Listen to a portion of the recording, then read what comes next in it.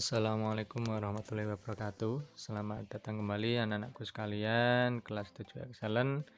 Bertemu lagi dengan saya ya, Pak Tomo, selaku pengampu pelajaran TIK atau informatika. Di sini kita akan menjelaskan ya tentang pengenalan sistem komputer dan juga perangkat-perangkatnya. Nah, ya. Oke, sebelum kita masuk ke materi, ya silahkan untuk mengisi daftar hadir yang sudah saya bagikan linknya ya. Oke, kita akan masuk ke materi ya. Yang pertama kita akan mengenal ya apa sih itu komputer ya, lantas seperti apa komputer itu akan kita jelaskan. Nah, mungkin di sekolah dasarnya dulu sudah pernah ya melihat komputer atau mungkin sudah pernah membuka ya seperti apa dan bagaimana cara menyalakannya. Mungkin di SD-nya sudah pernah diajarkan seperti itu ya. Oke. Nah, sebenarnya apa sih komputer itu? Nah, jadi yang pertama kita akan menjelaskan komputer ya. Apa sih komputer itu? Nah, mungkin tesnya sudah pernah dijelaskan ya. Oke. Nah, lantas seperti apa komputer itu? Nah, di sini ada contohnya ya, komputer itu kurang lebih seperti itu.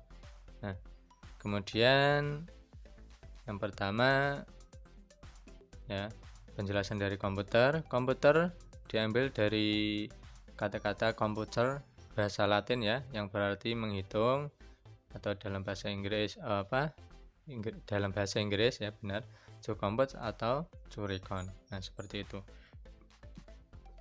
Nah, kemudian yang kedua, kata komputer semula dipergunakan untuk menggambarkan orang yang pekerjaannya melakukan perhitungan atau aritmatika. Nah, jadi komputer itu dia bekerja membantu manusia untuk menjalankan perhitungan aritmatika atau untuk menjumlahkan angka ya, dengan atau tanpa alat bantu, tetapi arti kata ini kemudian dipindahkan kepada mesin itu sendiri. Nah, jadi yang bekerja itu ya komputernya itu ya. Jadi manusia itu hanya sebagai penjalan atau sebagai pengoperasi ya, atau pemakai seperti itu. Jadi komputer sendiri yang nantinya akan mengolah atau menggambar istilahnya memproses ya. Nah, memproses seperti itu. Nah, jadi tugasnya untuk perhitungan aritmatika seperti itu ya. Nah, kemudian selanjutnya ya, komputer menurut penjelasannya lebih luas adalah alat yang dipakai untuk mengolah informasi menurut prosedur yang telah dirumuskan. Nah, yang pada mulanya pengolahan informasi hampir eksklusif berhubungan dengan masalah aritmatika. Tetapi komputer modern yang dipakai untuk banyak tugas yang tidak hanya berhubungan dengan matematika. Jadi komputer tidak khusus ya untuk perhitungan saja atau tidak khusus untuk aritmatika, akan tapi juga bisa untuk membantu pekerjaan manusia yang lain seperti membuat koran, membuat majalah dan lain-lain, dan membuat materi yang saya buat seperti ini ya. Oke, seperti itu. Kemudian selanjutnya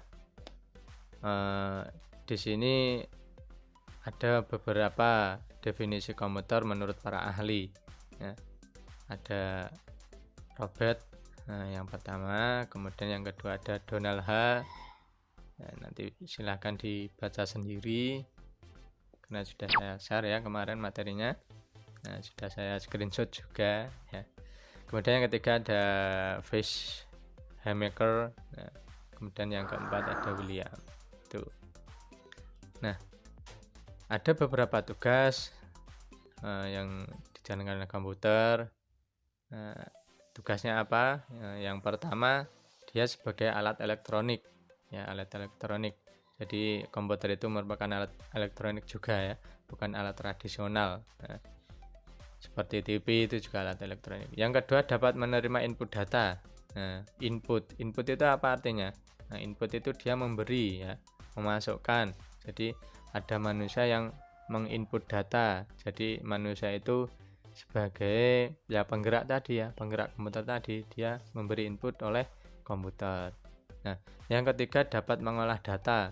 Nah, komputer itu dia bisa mengolah data karena ada manusia. Nah, mengolah data itu gimana? Nah, ketika kita membuat materi, ya membuat apa istilahnya ya, video, itu dia mengolah data. Dapat memberikan informasi. Nah, tepat sekali ya. Jadi komputer itu memberi informasi ya dengan cepat dan kilat ya, seperti saat ini ya. Berita-berita yang menyebar itu cepat sekali ya. Seperti corona ini kan setiap hari update. Menggunakan suatu program yang tersimpan di memori komputer. Jadi komputer itu mempunyai memori ya, kayak HP itu mempunyai memori internal dan juga memori eksternal sama untuk menyimpan ya tuh. Dapat menyimpan program dan hasil pengolahan. Jadi ketika kita menginput tadi ya, menginput ke komputer, nanti akan disimpan oleh komputer. Nah, menyimpannya di mana? Menyimpannya di dalam komputer itu sendiri ya, kayak HP itu kan ya. Setelah kita mendownload video atau mendownload gambar, nanti akan tersimpan di penyimpanan.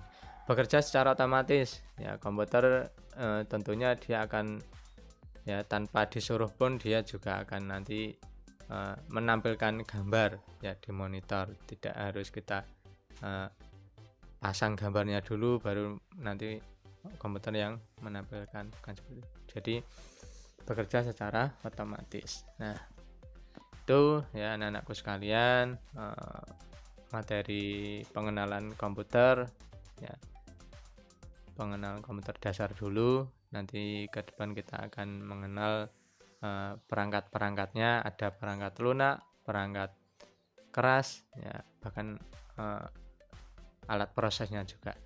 Demikian ya, semoga saja corona akan segera berakhir dan kita bisa bertatap muka, bisa belajar kembali di dalam kelas. Terima kasih, semangat belajar. Wassalamualaikum warahmatullahi wabarakatuh.